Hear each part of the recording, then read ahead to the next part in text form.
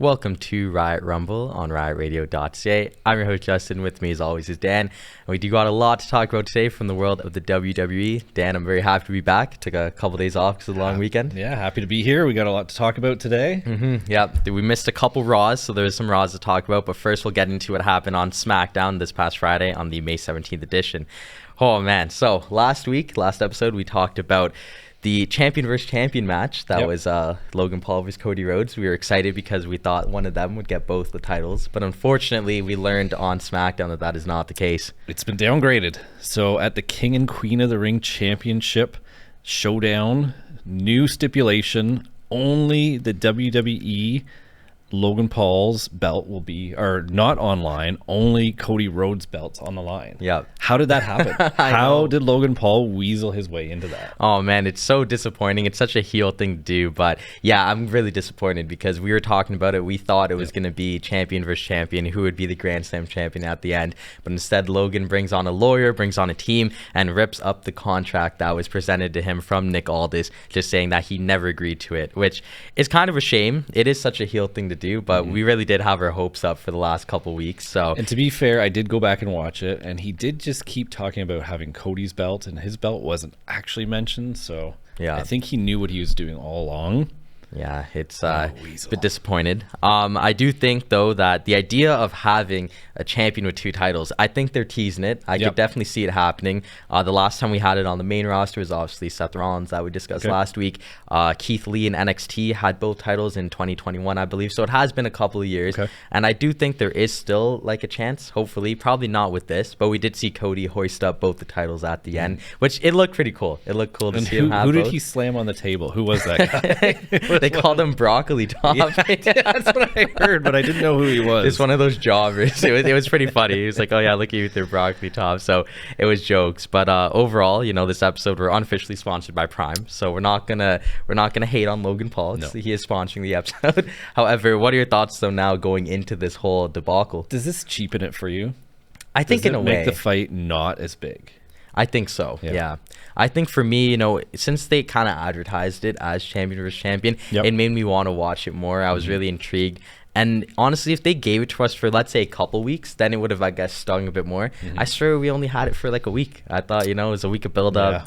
So it is unfortunate, but we'll definitely spin back on that as we'll move on to some of the matches that happened on SmackDown as we were going through the rounds of the King and Queen of the Ring. So we saw Bianca Belair take on Tiffany Stratton, and this is an interesting matchup here just because the winner of this match would face the winner of Nia Jax and Jade Cargill. So there was a bit of rumors going around that it'd be the tag team fighting each other.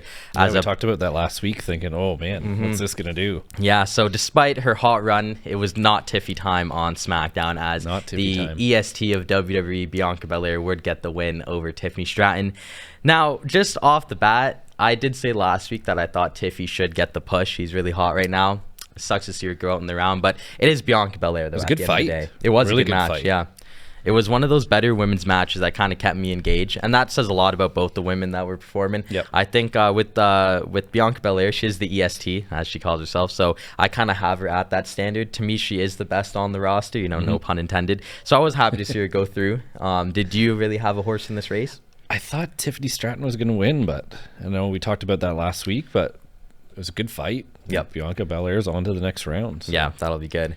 So switching to the men's side of things, we did have another matchup there in the King of the Ring tournament as we had Tama Tonga taking on L.A. Knight, a fan favorite versus kind of the new kid on the block. This was a rough match. I know. I love L.A. Knight. I know we're both big fans with him, but I'm disappointed. We just saw him lose to AJ Styles. I thought he was going to go on against Cody, and now he's losing to Tama Tonga. He is still the megastar. It is still his game, but he was, unfortunately for him, he was not able to overcome the bloodline as Solo Sikoa, donning a new look, was present at ringside, kind of taunting him What do you think of this look? Like, he's got the Weeknd's outfit on. I don't know if he did that on purpose or not. He must have. But what do you think of this new hair?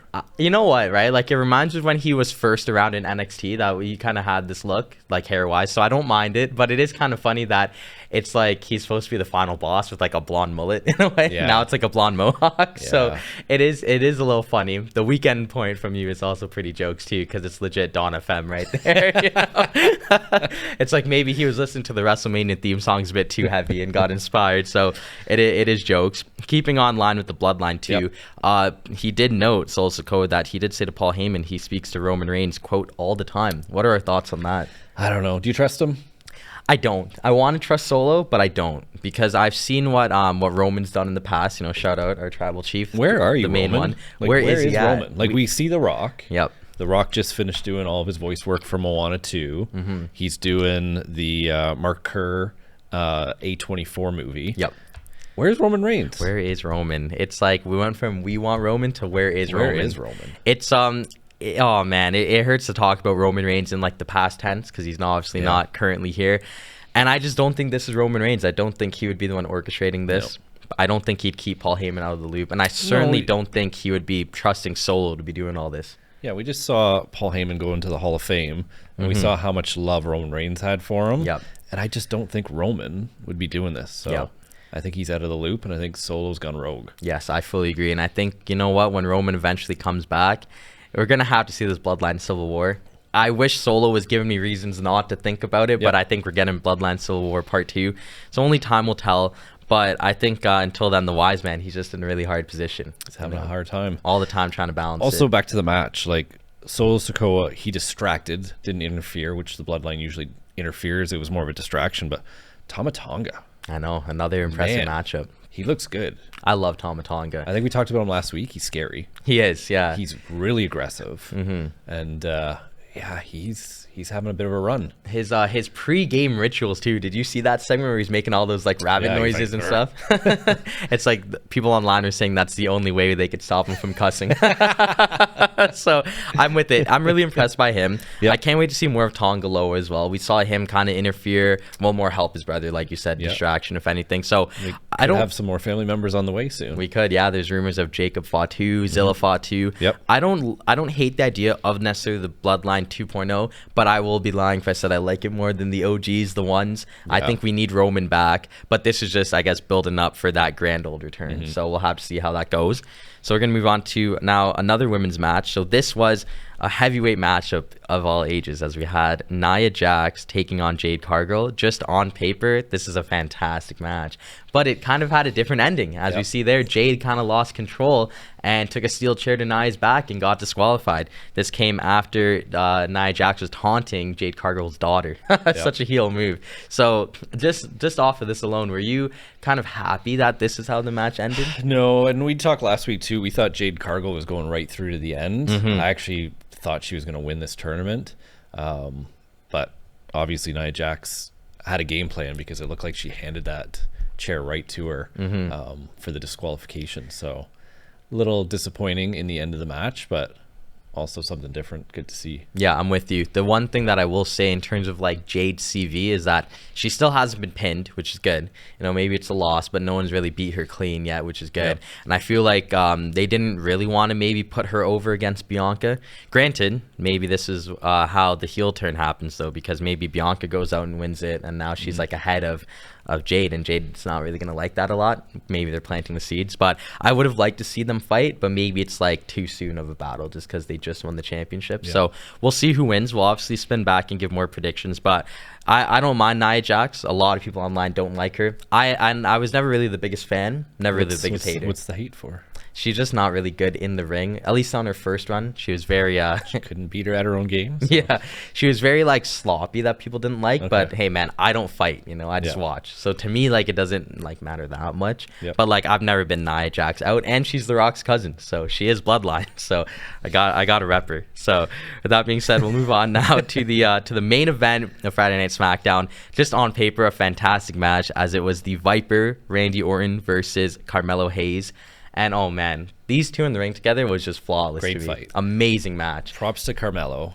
Another big match. Like early on, here he is with two big fights against two big superstars, and he's holding his own. He looks good. He belongs. Yeah, as he does say, Melo don't miss, and Melo is him. I'm a huge Carmelo Hayes guy. I watched his whole tenure in NXT, and the fact that, you know, just to relay on your point, he fought Cody Rhodes on night 1, and now night 2 he's fighting Randy Orton, both back-to-back main events. Has anyone ever done that? Like, I couldn't tell you the last time someone's done that. Yeah. So his backstage interactions have been good. He had one with LA Knight. And it was it was entertaining. Yeah, so. he called out Bobby Lashley the week before LA Knight. It's really good that they're pushing him because he's such a natural. He's such a natural star, and he's one of those superstars where, like, I think I said to you off camera last week, I see him like main event WrestleMania the next like 2 years, and I fully think that. Yeah. You know, he had a really good run with Trick Williams, and I thought maybe they'd put that match at Mania. They saved it for NXT, obviously, but he's such a superstar to where he even said after the match he didn't take a loss. He just learned. You know, he didn't have enough time to win. And with that being said, you know, as corny as it sounds, he's not wrong. No, you know? And it's good exposure, right? Like, exactly. Putting up a match like that against Randy Orton looks good. Yeah, so. He's someone where you just look at him and you're like, you know what? He will be a champion one day. Doesn't matter like when. It's just a matter of like what belt will he want to win. That's the best way to look at it. Switching to Randy Orton now, another huge win. Crazy RKO. I think we predicted Randy Orton going through to the finals. Great ending. Off the ropes, RKO. Oh, good textbook. Catch. That was good. Textbook, vintage Orton, as Michael Cole would say. And obviously, you know, there was still some bloodline issues there, as the bloodline did come out again and intimidated Randy Orton there. But Kevin Owens, we're still waiting on that. Where is he? We haven't seen him for a bit. I know. I really don't know. A rest. You know what's actually funny? So I guess off kayfabe, he actually Friday night was at the Taylor Swift concert with his daughter. There we go. Just having a rest. There's your answer. So, well, Randy needed him. He was bumping Taylor Swift. So it was kind of funny. The semifinals on SmackDown now. Randy Orton versus Tama Tonga. That's going to be an interesting matchup there. Yeah, I'm going to pull it up to you. I don't know who wins that one. I think that the obvious answer is Randy, but who knows? With the bloodline, how they've been going strong. Maybe Kevin Owens returns and he makes sure that Randy wins the match. Yeah. That could be it. But it definitely is shaping up on SmackDown. That's going to be a good fight. And I think because SmackDown's only 2 hours, the quality is always there. Like, this is going to be a really rough fight. Absolutely. And, like, you know what? There's going to be outside interference. We know that. Whether it's the bloodline, Kevin Owens, there's going to be something. So it's not going to be a clean finish by any means. However, I'm just excited for the brawl. And that's taking place in a couple days as I love this rivalry they're building up between Randy Orton and Tama Tonga and the bloodline and Kevin Owens. It's good. I think it's going to go on for a while. Yeah, so I'm with you on that. It's going to be another great match, and I'm hoping, you know what, that like SmackDown, like I said, it always delivers. So I'm really excited to see how they close out the show before the PLE. But yeah, we'll move on to Raw now though before we discuss the full bracket. There's a lot to talk about from Monday Night Raw, as someone was not in a good mood, as Braun Breaker. Wow, man. He's really coming into his own, and he absolutely destroyed a jobber. Look at that face. Yeah, he is angry. He took the steps, and he impaled the guy. Honestly, that's the best way to put it. And then even after the match, he still wasn't feeling it, and he just speared Ricochet out of nowhere. It's such a funny photo, but yeah, he speared Ricochet out of his suit. What did Ricochet do? I know, just everyone's gonna get it. Now, Braun did say that this was a result of Adam Pearce not putting him in the King of the Ring tournament. I think that's valid. If I'm gonna be completely honest with you, I don't really know how he wasn't in it, because I feel like when you look at Carmelo Hayes, he's kind of SmackDown's NXT product. Braun Breaker is like Raw's version of Carmelo Hayes, and he wasn't in the tournament. So, do you think this is gonna set up like a Braun Breaker heel run? Would you say? He's unhinged. He is, yeah.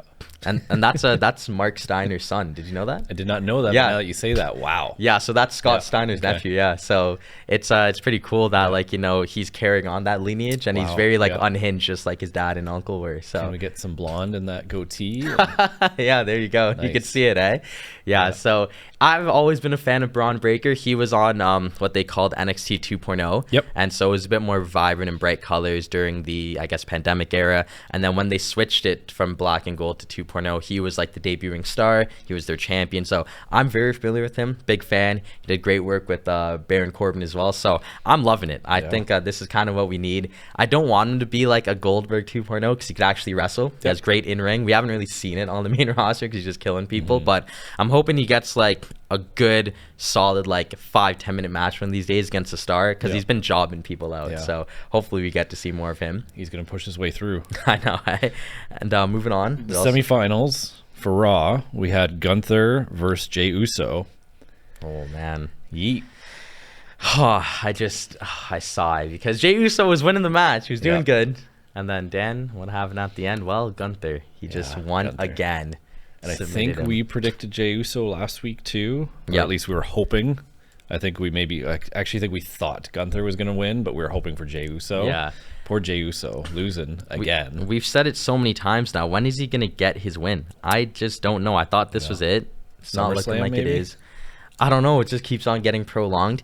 It sucks because he's so over. I don't think they really predicted him to be this over. I've read online, a lot of people are a little frustrated. You see the fan response in the crowd every night. He's getting the biggest response. I know. I even think sometimes he's getting a bigger response than Cody Rhodes. Yeah, I'm with you. And then he loses. Yeah. And every time they put him in a spot to win something, give the fans something, he loses. Yeah. So maybe SummerSlam.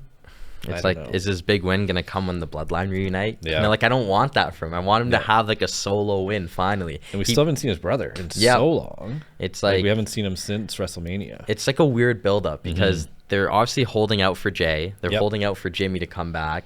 But then in the meantime, it's almost like you're just like making the stock go down. Like by the time Jay gets his win, are we gonna feel as satisfied as maybe we would have for this? And I don't know. By that time, you're gonna get The Rock back and Roman Reigns back. So it kind of pushes them out, right? Yeah. So I wonder because like I don't really see him beating Sami Zayn. Like they wouldn't do face versus face. He's on Raw, so we can't go fight Logan Paul, let's say, for the U.S. title. He's not going to tag with anyone but his brother, so it's like that's still a tag match. And then with Cody Rhodes, with Damian Priest, he had his chance and lost. Yeah. So I don't really know what's next for Jey Uso, unfortunately. Poor guy. But I do know that Lara Valkyria got a big W, a big rising star, as she was able to knock off Io Sky. This is a huge win for her because she is, recently on the roster coming up from NXT, the former NXT Women's Champion. And this is probably the biggest win of her career so far. Yeah, she's been all over the place lately. She's been popping up in a bunch of other matches, getting some ring time. Look good. Yep, I did not expect her to win, but I'm high on Valkyria. I'm a big fan of hers. I'm pretty sure she's the one that beat Becky Lynch, if you didn't know that. Yes. So yeah, she beat Becky Lynch for the belt, and now she's on the main roster taking out Io Sky. So is she a dark horse? For sure, because I didn't even think she'd make it this far. Yeah. So I was impressed with her. Io Sky, just on that note, Damage Control lost their titles and now losing this match. Do you think what's going on with that group? They're moving down. Yeah, it's not going up. Seems like they're at the top and now they're just like going down. So we'll have to see what happens. Another thing to talk about is our boy Drew McIntyre. I love Drew McIntyre, man. I love Drew too. But he didn't fight, but he had cut a promo pretty much saying that Damian Priest is a little too big for his boots here. Look at him. He just looks disgusted talking about Damian Priest. Does Drew get his title back, do you think? Or is it going to be a bit longer? I think it'll be a bit longer. Like, we're going to get him and CM Punk whenever Punk decides to start fighting. Do we know when he's cleared? Honestly, I have no idea at this point. Because we need to see that fight. And I think that fight's going to be as big as a title fight. That's going to be a massive event. Yep, that's a main event level match right there. Yeah, I feel bad Drew lost that title. He needs to get it back. He deserves it. Yeah, he didn't deserve to lose it that way. That's pretty dirty. It was. He had it for 5 minutes and it was done. Like the celebration was like longer than the title reign, which is insane. But man, CM Punk is really messing with him. I know. Leaving the stadium and coming in, and yeah, it's a good storyline. I like it. I'm thinking Drew McIntyre. The one thing that he's really good at, obviously, is his on the mic work recently and his social media work, and he just knows how to keep the composure and get in your head. So he always knows what he's gonna do. He's not flustered. He kind of has it going on. Besides CM Punk, CM Punk just gets this guy and he just flips and he just can't control himself. But I'm loving the run that he's been on. I know he's a heel, but he feels like more of an anti-hero than anything, just because he's fighting Damian Priest, who's a heel. So you kind of have like the anti-hero versus the heel. So it's pretty good. And that's a nice segue to the next talking point. As the Judgment Day, once again, going through problems. Carlito's kind of been integrated now, but like, I don't know.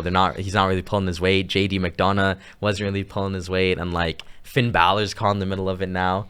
He even said that he doesn't even recognize them anymore. So yeah, it seems like there's some maneuvering behind the scenes to get Damian Priest out or to turn on him.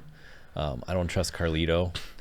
Yeah. Obviously, Damian Priest doesn't either, but it's weird. Like no Rhea Ripley, and they're falling off. I'm almost speechless because this was probably the most dominant faction in wrestling, one of the most dominant factions I've ever seen. And then the last probably 2 to 3 weeks, they've just fallen off a cliff. I think the problem is that Finn Balor's kind of caught in the middle, and he has loyalty to everyone there. And as a former leader of the Bullet Club, he's been in this situation before, to where it's like, guys, we need to get on the same page or this is done. I feel like you mentioned, this is kind of a ploy to get Damien out of it. And I think at this point, I think Finn Balor turns. I think that's how it'll be.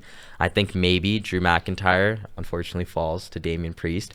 And then he's going to not be appreciative of the help once again. And Finn Balor's going to snap. So it's definitely worth talking about. What do you think's next for Damien Priest? Who's he fight next? Because I don't think we have anything lined up right now for a title fight. What's next for him? I think it has to be Balor, unfortunately, just because, like you said, they're not doing any build-up. The only build-up is within the JD. So I think if it's not Finn Balor, it doesn't really make sense for it to be anyone, so we might lose the belt, unfortunately. I really like Damien Priest.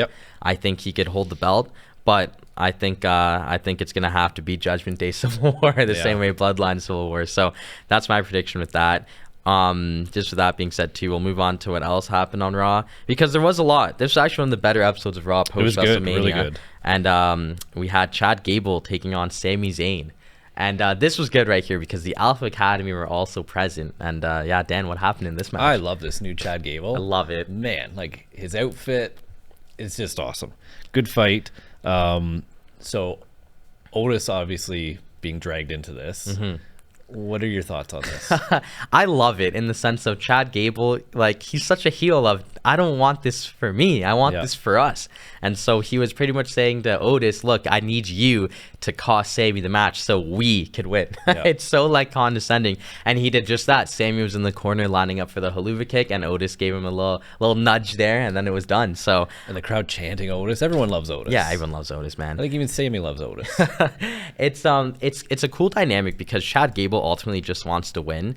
And they're not willing to win at any cost, the way Chad Gable is. And this is why Otis actually apologized to Sami Zayn, which is a little interesting. I don't know what Chad would have to say about that. Yeah, and that maybe ties into the main event this Saturday, but we'll talk about that later. Yeah, so it was a great match. I think those two are really good in the ring together. They've had matches before, and just like you said, I think heel Chad Gable is just amazing. I love Chad Gable. I'm still hoping we get Kurt Angle back. I know really, they were chanting really "You suck" that, too. So. Yeah, the WWE even reposted it. Like, oh, we've heard this chant before. Kurt Angle said he'd love to come in as his manager. So if we got Chad Gable and Kurt Angle, it would, as heels, oh my God, it'd be amazing. It would be amazing. Another talking point is we have the World Tag Team Championships, as Awesome Truth took on and actually defeated the Judgment Day. Yeah, I was shocked. Shocked about that. Which was actually pretty cool. And then we had a whole bunch of interference. We had Carlito coming in, trying to make his way into the Judgment Day, trying to prove his worth. And then Braun Strowman came in. Oh, yeah. They called him Andre the Giant. Man, he is big. Yeah, he's looking in great shape. I'd like to see more of him. I know we've seen him like backstage talking. We've seen him come in and interfere in some matches. But I'd like to see more of Braun Strowman. Yeah, he's really cool. With Braun Strowman, he actually had a really bad neck injury, so I didn't know if he was going to come back. So him coming back was a nice surprise, and he looks better than ever, to be honest. Unbelievable. So I'm really glad that he's back. I love our Truth, man. He's like, we got Andre the Giant. Miz goes, Truth, I don't know how to tell you this, but Andre passed away 30 years ago. He's like, what do you mean? It's like, he's never mind. It was so good. I'm like, it's so comic relief, but they're so good at what they do where you just love the Awesome Truth. So yeah, I thought it was a fun segment. And then we got more Becky Lynch, Liv Morgan. We did.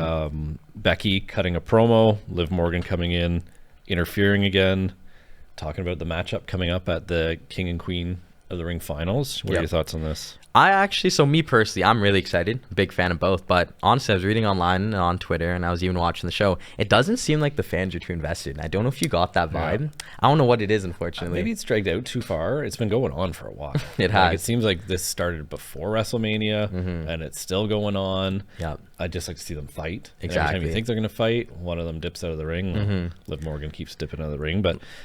Yeah, I was more interested in the Lara Valkyria segment with Liv Morgan than I was any other segment, really and truly. I hate to say that, but I think honestly I love her, but I think Becky has to drop. Do you think Liv Morgan's getting her way into the Judgment Day? We've seen her with some of the members. What do you think's going on there? See, that is interesting too. Yeah. Dominic Mysterio claims he said innocent till proven guilty, so we already know what that means.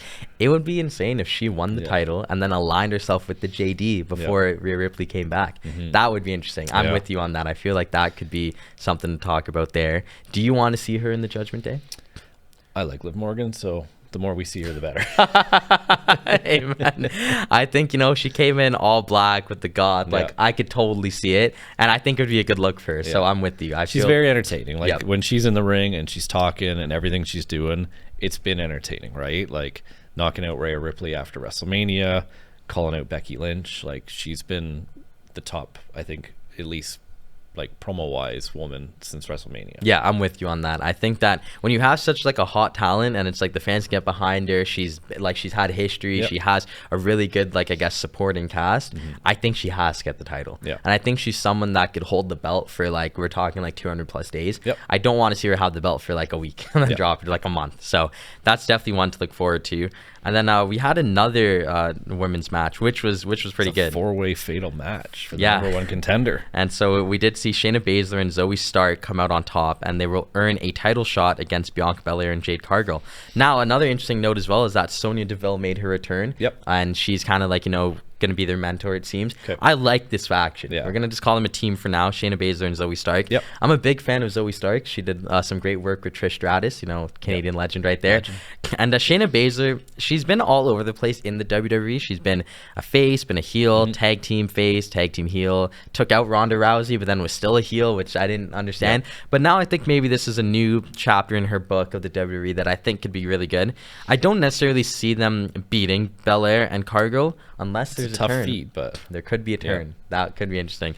But yeah, right off the bat though, does this team like kind of intrigue you as well? Yeah, like obviously there's no date for the match, so it's probably going to be built up over the next few weeks. So we'll see what they do with the story and how they spin it. But I think it's a good matchup. And I'm just, like I said, I'm really excited that Sonya Deville is back. She was gone for a while with I think she had a bad injury. I forget really what happened there, but glad to see her back on TV. And before she left, she also was like an on-screen EVP as well. She was like Adam Pearce's, I guess, assistant. So with that being said, she'll probably be a bit of both. That's what I'm assuming. Do you think this is a SummerSlam match, or do you think we might see this sooner? I'd probably say sooner, just under the sense of like SummerSlam is what, 3 months away, 2 months away? August? Yeah, August, yeah. So I could see them getting the match probably on like a Raw main event. That would be good. But yeah, it's definitely going to be good. But moving back though to some of the match we discussed earlier, because we have now some predictions for the upcoming matchups. Now, this is always fun to do. So we'll start right from the top. So we have Gunther advancing to the finals as he was able to beat Jey Uso. But who's going to join him? I know we did talk about Randy and Tama already, but just to kind of put it in stone. So we taking Randy Orton? I'm taking Randy Orton. I'm with you on that. I wouldn't be surprised if we get some bloodline interference, not a distraction this time. So I wouldn't be surprised. But if it's a clean fight, I'm taking Randy Orton all day. Yeah, and so that sets us up for Gunther versus Randy in the finals. Who comes out of that match? I think it's Randy's time. You think so? Yeah. There's so many young fighters and other fighters coming up that have to be given their chance. It's probably the only thing he hasn't won in his career. So I think he's so on top of his game right now. The crowd's so behind him. We finally had the American crowd singing his theme song. I think it's a good story for his career. Right? For all those reasons, I also agree. I do think Randy will be able to get over the ring general, but it'll be interesting because we've never seen Randy, like you said, win King of the Ring. And I feel like at this point in his career, I will never be upset over a Randy Orton match that he wins. I thought his performance at War Games when he returned was like amazing. I felt like a little kid again watching him. So I think, I'm with you on that. I do could think see Gunther though putting the crown on and the King of the Ring general. Everything turning red and scary and being flames and evil. But now, before we fully move on, I do want to make a comparison to back in the 2000s when Booker T won King of the Ring. He was King Booker for a while. Do we see, let's just say, if Gunther wins the match, do we see him being the King of the Ring general for a while? Absolutely. I feel like he'll fully embrace that role. I don't know if like King Randy is going to be like a thing, but King of the Ring general, like I fully see that happening. So I think either way for us as fans, it's a win-win no matter who wins it, but we're going with the Viper to get that one. Awesome. Now moving on to the women's side of things. So like we mentioned, Lyra Valkyria was able to make it through to the finals after she beat Io Sky. So in a couple nights on SmackDown, we have Nia Jax taking on Bianca Belair for that final spot. I think Nia Jax might get the upset. If you asked me last week, I would have said Bianca Belair. Yep. After this week, I now think Nia Jax. Yep. Like, she's obviously smart. She might not be the best fighter. She might not have the best in-ring, but she knows how to win fights, as we saw from last week of her beating Nia Jax, who I think was our favorite. Jade Cargill. Yep. So I think she's going to win. Yeah, I'm with you on that. I think it sets up nicely for a good old underdog versus David versus Goliath type of story, as we will get Lyra versus Nia Jax.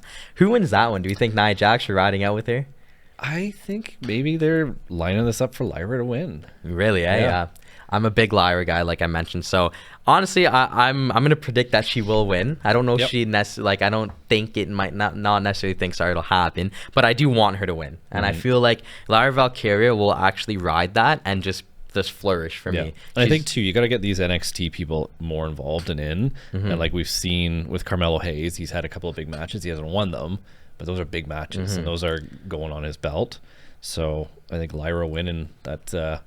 Gives a little life to NXT. Yep, I'm with you. So in the books, you officially have Randy Orton and Lyra Valkyria winning their respective tournaments. We'll lock it in. Fingers crossed. Obviously, we'll discuss it after the PLE, I should say. And then moving on to some of the other matches, we'll just get back to it. So we did just discuss Becky and Liv Morgan. I think we're both in agreement that Liv Morgan should get the title. Liv Morgan. Yep, going with that one. And then, it's giving me goosebumps looking at it. We got Sami Zayn versus Chad Gable versus Bronson Reed. Let's talk about it. What do we think? So on all the official write-ups for this, it says Chad Gable with Otis. And why would they have Otis there? Yeah, I think Otis is going to be the deciding factor in this match. And obviously, Chad's not being nice to him. Him and Sammy had a nice little conversation. What do you think is going to happen?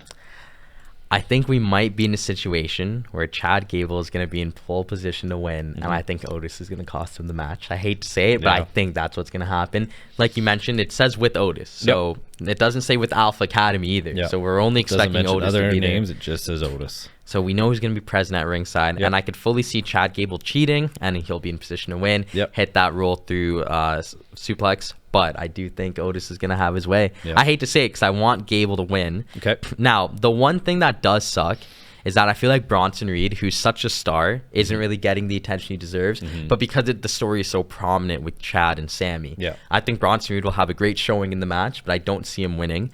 But yeah, just that being said, Sammy's on a good run, right? Yeah, we think Sammy's going to go through with it. I think with Otis's help, Sammy's going to win. And Chad Gable's going to regret being so mean to poor Otis. I'm with you on that. So Sami Zayn locked it in. And then finally, the main event of the evening, we have for the now WWE Undisputed Championship, Cody Rhodes taking on Logan Paul.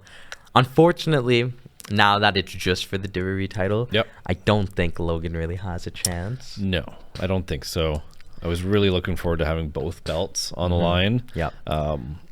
I think Cody's going to win. I don't see Cody losing to Logan Paul, but when was the last time Logan Paul lost? That is true, yeah. And it also is kind of funny because I think you caught it, but Cody did say to Logan Paul that a boxing Hall of Famer is going to knock out his brother, and then a future WWE Hall of Famer is going to knock him out. So it'll be a good match. I love the build up, to be completely honest with you. I think for Cody Rhodes to go from AJ Styles to Logan Paul as his first two matchups is really good. Honestly, that's going to build it up. And I don't think he could have had a better first two opponents. So I'm thinking there'll be a big match, big win from Cody, and I think it'll end up with him hoisting up the title, the big fireworks go off. I think Cody's got to win. Yep.